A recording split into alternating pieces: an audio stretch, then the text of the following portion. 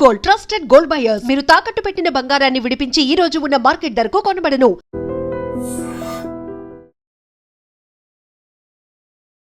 Hi, hello, నమస్తే, welcome back to iDream media. ఈరోజు మనతో ఉన్నారు సర్టిఫైడ్ ఫైనాన్షియల్ ప్లానర్ అయిన రామచంద్రమూర్తి గారు వచ్చారని మీకు తెలుసు.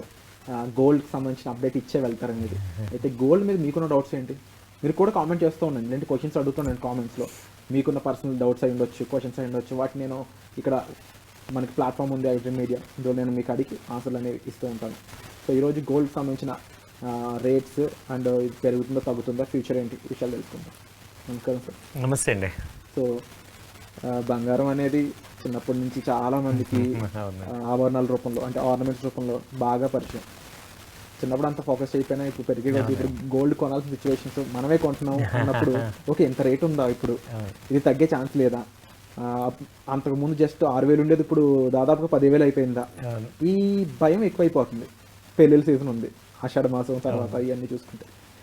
సో ఇప్పుడు గోల్డ్ భవిష్యత్తు ఏంటి? తగ్గే ఛాన్స్ ఉందా? అదే మళ్ళీ 8,000కు 6,000కు కనిపించే ఛాన్స్ ఉందా, అసలు లేదా? ప్రజెంట్ ఏంటంటే గోల్డ్ బాగా ఫ్లక్చువేట్ అయిపోయింది. ఏంటంటే ఒకే ఒక రీజన్ ఏంటంటే ఈ యూనివర్సల్ అన్సర్టనిటీ. అటు ఉక్రెయిన్ రష్యా 3 years నుంచి బాగా స్ట్రగుల్ అవుతుంది. అటు ఇటు ఈ మధ్య ఇజ్రాయెల్ వార్ రావటం అనేది, ఇరాన్ ఇజ్రాయెల్ వార్తో ఏమైందంటే గోల్డ్ ఒక్కసారిగా మళ్ళీ 200 పాయింట్లు పైకి వెళ్ళిపోయింది. యాక్చువల్గా ఇంటర్నేషనల్గా మొన్నటిదాకా 3.2 ఉంది, ఇప్పుడు ఈ ఇజ్రాయెల్ వార్కి 3.4కి మళ్ళీ వెళ్ళిపోయింది.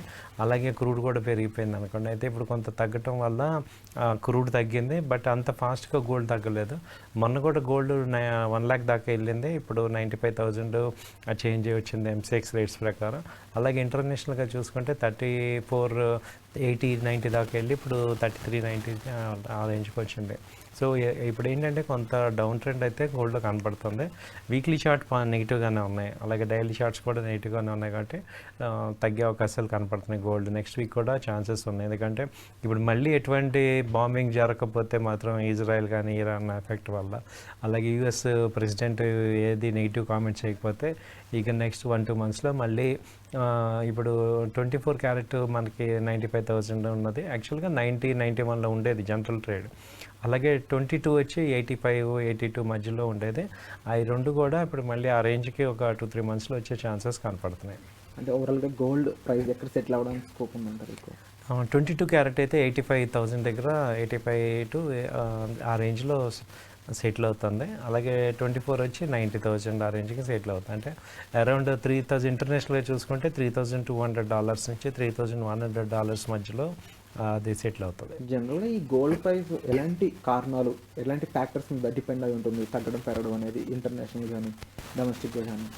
అదివరకు ఏంటంటే సార్ ఓన్లీ ఫిజికల్ బయింగ్ మీదే డిపెండ్ అయి ఉండేది, ఇంపోర్ట్స్ ఎక్స్పోర్ట్స్ మీద. ఇప్పుడు ఏమవుతుందంటే గోల్డ్కి మేజర్గా ఈ ఇంటర్నేషనల్ అన్సర్టనిటీ ఒకటి డిపెండ్ అయింది. ఆ తర్వాత ఏంటంటే గోల్డ్ ట్రేడింగ్ ఎక్కువైపోయింది.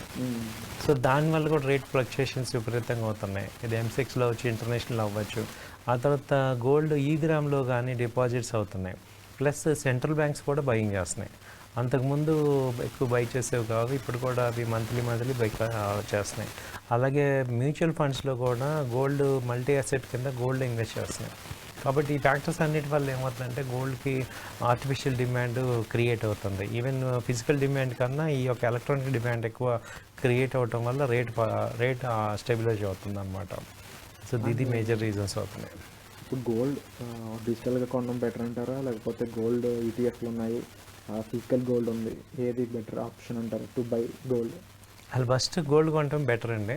ఎందుకంటే అట్లీస్ట్ మనం లాస్ట్ టైం నుంచి చెప్తున్నాం, ఒక ఇన్వెస్ట్మెంట్లో ఒక 20% మన ఇన్వెస్ట్మెంట్లో గోల్డ్ కూడా కాంట్రిబ్యూట్ చేయాలి. అయితే ఏంటంటే ఇప్పుడున్న పరిస్థితుల్లో ఈ గోల్డ్ అనుకోండి, అదేంటంటే డైరెక్ట్గా గోల్డ్ ఫ్లక్చుయేషన్తో ఈక్వల్గా ఉంటుంది, ఎప్పటికప్పుడు ఇది ఎగ్జాక్ట్ ప్రైస్ అవుతుంది. సో ఈ గోల్డ్ కొనటం అనేది బెస్ట్ ఆప్షన్.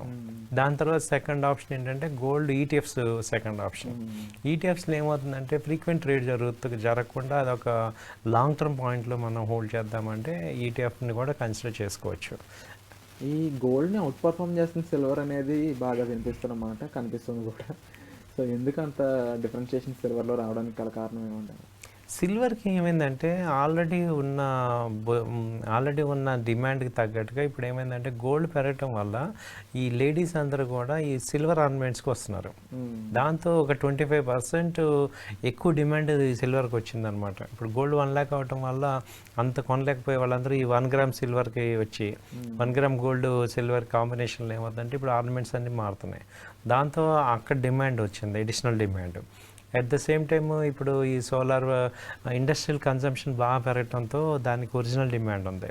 కాబట్టి ఏంటంటే ఇది గోల్డ్ కన్నా కూడా ఇప్పుడు సిల్వర్ డిమాండ్ ఎక్కువ ఉండి పెరిగే ఛాన్సెస్ ఎక్కువ ఉన్నాయి. సో కాబట్టి గోల్డ్తో పాటు ఇది కూడా మంచి మూవ్మెంట్ కనపడుతుంది. రామచంద్రమూర్తి గారు, ఇప్పుడు ఈ ఎంసెక్స్లో గోల్డ్ ట్రేడ్ చేయడం కానీ ఇన్వెస్ట్ చేయడం వరకు ఎలా ఉంటుంది? మంచిదేనా? అది ఏ విధంగా ఉంటుంది? యాక్చువల్గా ఏంటంటే ఎంసీఎక్స్ అనేది మనకి ఇప్పుడు ఎన్ఎస్సి బిఎస్సి అలాగో ఎంసీఎక్స్ కూడా ఎక్స్చేంజే. దానిలో ఏంటంటే ప్రెషియస్ మెటల్స్ ఆఫర్ చేస్తున్నారు, గోల్డ్ సిల్వర్ వస్తాయి. అయితే ఏంటంటే ఇప్పుడు మనం దానిలో కూడా ఒక షార్ట్ టర్మ్ ఇన్వెస్ట్మెంట్ లాగా చేసుకోవచ్చు. ఎంసీఎక్స్లో బెస్ట్ ఏంటంటే ఇప్పుడు గోల్డ్ మెగా ఉంది, అది 1 kg గోల్డ్, అది ఎవరూ కూడా అంత కొనలేము. దాని తర్వాత గోల్డ్ మినీ అని ఉంది, అది వచ్చి 10 grams గోల్డ్ రేట్ చూపిస్తుంది, అది కూడా హెవీ ఫ్లక్చుయేషన్స్ ఉంటాయి. అయితే గోల్డ్ పెటల్ అని ఒకటి ఉంది. సో అదేంటంటే డైరెక్ట్గా గోల్డ్ ఎంతైతే 1 gram గోల్డ్ లాగా దానిలో కూడా కొనుక్కోవచ్చు. అది రేట్ పెరిగినప్పుడు మనం ఎగ్జిట్ అవ్వచ్చు. నెంబర్ ఆఫ్ యూనిట్స్ ఉంటాయి.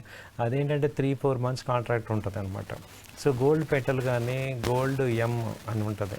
వాటిల్లో మనం కనుక కొంత రేట్ని చూసుకొని టెక్నికల్ సపోర్ట్ తీసుకొని అంటే న్యూస్ కరెక్ట్గా మనం అర్థం చేసుకోవటం ద్వారా వాటిలో కూడా మనం కొంత పోర్షన్ షార్ట్ టర్మ్ ఇన్వెస్ట్మెంట్ లాగా చేసుకోవచ్చు. సో మనకి మనీ ఎక్కువ ఉండి ఇప్పుడు ఎందుకంటే ఇది ఏమవుతుందంటే ఇప్పుడు గోల్డ్ బిస్కెట్ కొన్నాం సపోజ్, అదేమవుతుంది మళ్ళీ ఎగ్జిట్ లోడ్ ఎంట్రీ లోడ్ 2 పడుతుంటాయి. ఇక్కడ అలా ఉండకుండా ఓన్లీ ప్యూర్ రేట్ ఉంటుంది కాబట్టి మనకి తక్కువ వేస్టేజ్ కానీ ట్యాక్సెస్ ఇవన్నీ కూడా తక్కువ ఉంటాయి అన్నమాట. సో కాకపోతే ఏంటంటే ఇది ఒక షార్ట్ టర్మ్ ఇన్వెస్ట్మెంట్ లాగా చేయాలి, విత్ వెరీ కాషియస్గా మనం మనీ పెట్టుకొని చేయాలి. సో ఆ యొక్క దానికి రిస్క్ రివార్డ్ ఉంటుంది కాబట్టి మనం ఆ 2 కూడా చెక్ చేసుకొని చేసుకోవడం ద్వారా ఇది ఒక బెనిఫిట్ అవుతుంది. ఇది కూడా కన్సిడర్ చేసుకోవచ్చు ఇప్పుడున్న ఆల్టర్నేటివ్ చేసే ఇన్వెస్ట్మెంట్ పాయింట్లో. బట్ ఇవి చేసామో కొంచెం జాగ్రత్తలు తీసుకోవాలి. నాలెడ్జ్ ఫండమెంటల్ అంటే చాలా ఇంపార్టెంట్. అండ్ ముఖ్యంగా ఫండమెంటల్ టెక్నికల్ అనాలిసిస్తో కూడుకున్న ఈ విషయాలపై సరైన నాలెడ్జ్ మీకు చాలా అవసరం. ఎందుకు అంటే ఇలాంటి చోట్ల మీరు హార్డ్ అండ్ మనీ కష్టపడి సంపాదించిన డబ్బులు పోగొట్టుకున్నా ఉండకూడదు. కాబట్టి తగు జాగ్రత్తలు తీసుకొని మీరు ఇన్వెస్ట్మెంట్స్ చేయొచ్చు. దీనికి సంబంధించిన ఇన్ఫర్మేషన్ కూడా మీరు రామచంద్రమూర్తి గారి ద్వారా తీసుకోవచ్చు. సో వచ్చే ఎపిసోడ్లో మళ్ళీ కలుద్దాం. Thank you so much.